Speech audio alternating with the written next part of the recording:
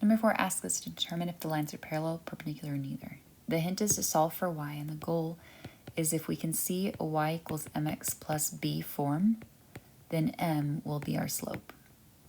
So we're going to rearrange these equations to a y equals mx plus b. Over here, I'll subtract x. I have 4y equals negative x plus 8. Divide everything by 4. That gives me y equals negative 1/4 x plus 8 over 4, which is y equals negative 1/4 x plus 2. So that's my first equation. For the second one, I can subtract 4x. It gives me negative y equals negative 4x plus 3. Either divide or multiply everything by negative 1 to get that positive y. Now I have positive 4x minus 3. So these are my two equations. The slopes of each one are the coefficients of x. So I have negative 1/4 and I have 4 over 1.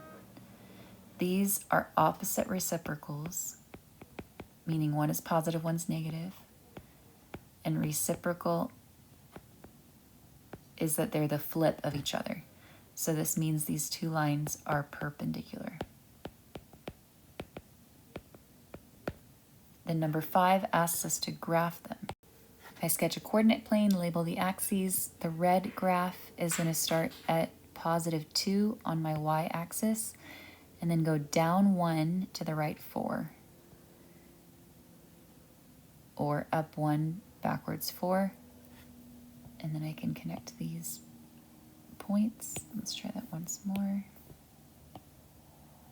And there's my red line. For the blue line, I have a y-intercept of negative 3, so I'll start down here.